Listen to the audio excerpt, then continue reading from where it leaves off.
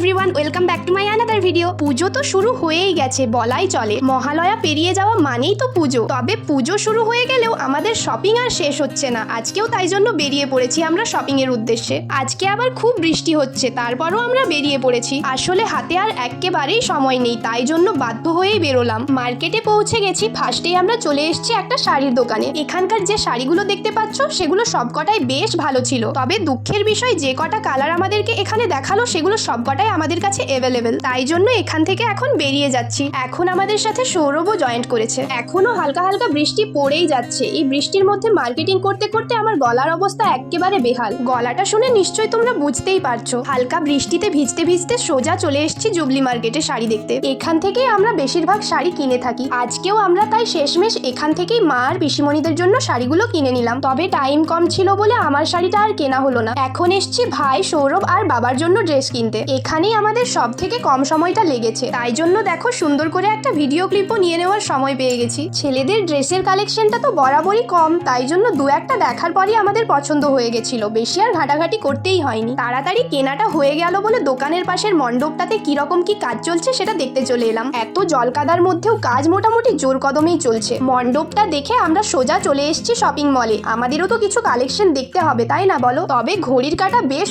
অনেকটাই এগিয়ে গেছে। মনে হয় না আজকে আর কিছু কিনতে পারবো। মলগুলো সব বন্ধের মুখে। এত তাড়াহুড়ো করে কি আর কোনো ড্রেস খোঁজা যায়? তাও আবার ঢুকেছি বিশালে। জানোই তো এখান থেকে আমি কিছুই কিনতে পারি না। তোমাদেরকে শুধু কালেকশন গুলো দেখাতেই আসি বলতে পারো। তবে আজকে যেটা পরে আছে সেটা খুব একটা খারাপ লাগছে না, তাই না বলো? এটা দেখেই আমরা চলে এসেছি সিটি বাজার মেট্রোতে। এখানে তো ভীষণ তাড়া দিচ্ছে, কিছু নিতেই দিচ্ছে না, ট্রায়ালও দিতে দিচ্ছে না ঠিক করে। তার মধ্যেও আমি এই জিন্সটাকে একটু ট্রায়াল দিলাম, বেশ ভালোই ছিল। তারপর আমাদের পুচকু ভাগ্নির একটা ড্রেস নিয়ে আজকের মতো শপিংটা এখানেই শেষ করলাম। এখন আমরা চলে এসেছি সোজা পেট পুজো করতে। 11টা মতো বাজে মনে হয়। ভীষণ খিদে পেয়ে গেছে আমাদের, সবাই তাই খেতে শুরু করে দিয়েছি। সৌরভ আর দিদি মোমো নিয়েছিল, আমি আর ভাই চাউমিন। আমাদের থেকে একটু একটু চাউমিন নেওয়ার পর ওদেরও টেস্টটা বেশ ভালো লেগে গেছিল, তাই জন্য আরো একটা চাউমিন আমরা অর্ডার করে দিয়েছি। সেটাই আমরা এখন আড্ডা দিতে দিতে খাচ্ছি। মার্কেট এলে মনটা বেশ ফুরফুরে থাকে, ড্রেস হোক বা না হোক। আমাদের খাওয়া দাওয়া একদম কমপ্লিট হয়ে গেছে, তাই জন্য বাড়ির উদ্দেশ্যে বেরিয়ে পড়েছি। রাস্তাটা প্রায় ফাঁকা হয়ে গেছে বললেই চলে, আমরাই শুধু আছি। রাত্রির এখন প্রায় 12টা, অর্ধেক মানুষ ঘুমিয়ে পড়েছে। তবে